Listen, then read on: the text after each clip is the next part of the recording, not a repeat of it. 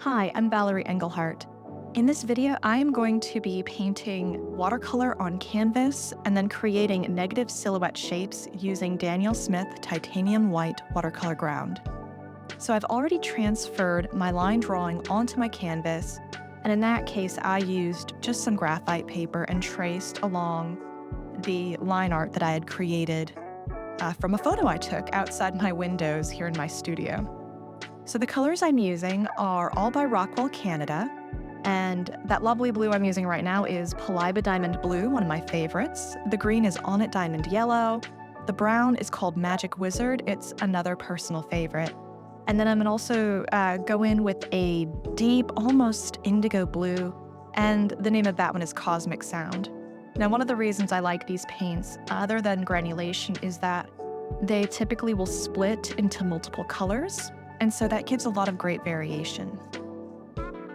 Now, I'm using a flat synthetic brush, mostly because I don't want to pool water on my canvas, because when painting on a canvas, the watercolor doesn't sink into the paper, it just lies on top. Now, I'm not concerned with all of my visible brush strokes. If anything, for this particular piece, I want that just to play around and experiment, try something new. But if you want a looser, more blended look to your piece, just go ahead and put some water down on your canvas first, then introduce the watercolor. Then it will bloom and spread, and you'll get those really soft, dreamy transitions. But because I'm going to be covering a lot of this canvas in white, I wanted to see what it would look like to keep the hard edges underneath. Now the painting is dried, you can see some drips because while the painting was drying, I did tilt it a bit because I wanted some of those drips to come down. I wanted a little more texture. So what I've done is I've picked up my palette knife and I'm going into my Daniel Smith titanium white watercolor ground, and I am painting in, quote unquote painting, and filling in the negative shapes to create the branches and the birds. And so there are a lot of just little tiny holes of light within the trees, and I'm filling that in. I picked watercolor ground because a couple of reasons. One, I wanted to have like a thick 3D texture on top, just for extra visual interest.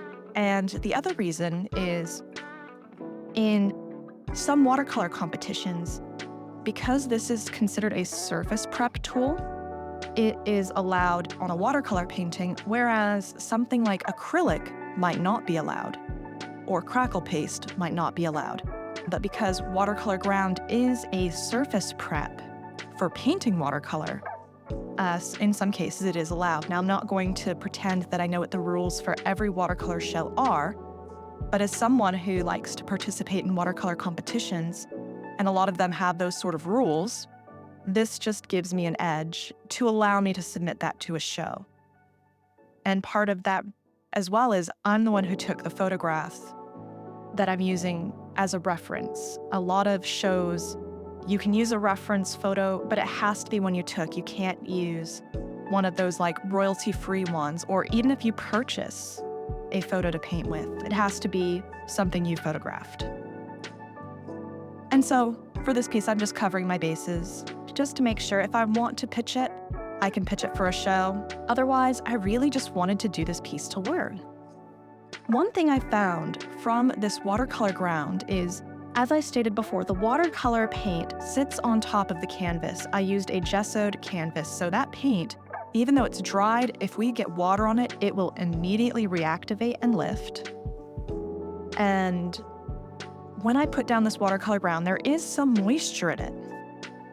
And what I found happening, especially on the sections that had the brown color, the Magic Wizard, the watercolor ground started to extract some of the yellow pigment, thus turning that titanium white a little yellow in some areas. And honestly, it was completely unexpected, but one of those happy accidents where, sure, I wasn't planning on it, but it was great because I like variation in a big block of color, and just having white all over the page, even though interesting, I like a little bit more there. And the fact that it happened naturally meant I didn't have to do any extra work.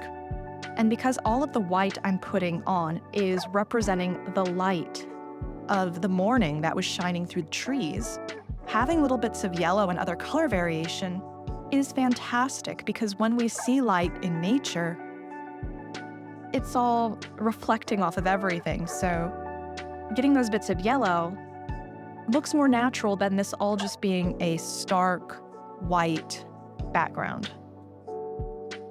And also I like how it almost plays with the brain a little, because usually your foreground is what's going to have the most texture and impact. But in this case, our background is raised forward. It is the closest thing to us because this part is a little more 3D. If you run your finger over what I'm doing right now, there are peaks and valleys and a few pointy bits. You can even visually see it in the video. So it brings another dynamic element that is unexpected, a little out there, but I like it. Now, I'm okay with things not being super precise. I am, if you haven't figured this out by now, not a super realistic painter. I like it when things are an interpretation, almost an abstraction. So going in with just a palette knife really works for me. But if that doesn't work for you, you can do a few things. One, you can apply watercolor ground with a brush. Another thing is, you could just go in with a heavy body acrylic paint. I wouldn't recommend using gouache just because I don't think you'd get the consistency quite right. And you would see a lot of that underlayer. Even though gouache is opaque, there is enough transparency there versus maybe getting a titanium white, heavy body acrylic paint. So if that's a little more your style, if you want something smoother, maybe you like having a bright white without all that extra texture. And maybe you want the precision of a brush. Or maybe you do want the palette knife. You can still use an acrylic paint. You do you, you're the artist. I'm just here to demonstrate and show you, hey, here is a cool way to apply watercolor on canvas. And here's just a way to make this interesting, colorful art piece in an unexpected way. But I don't need to show you all of this. All I'm doing is filling in the blanks. If you want to paint this painting right here, all you need to do is go down into the comments. There is a link where you can download my line art and a step-by-step guide for painting this yourself. Anyway, thanks for watching. If you liked what you saw, go ahead and give it a thumbs up. And if you want to see more, hit the subscribe button. I post videos every Thursday. Thanks. Bye.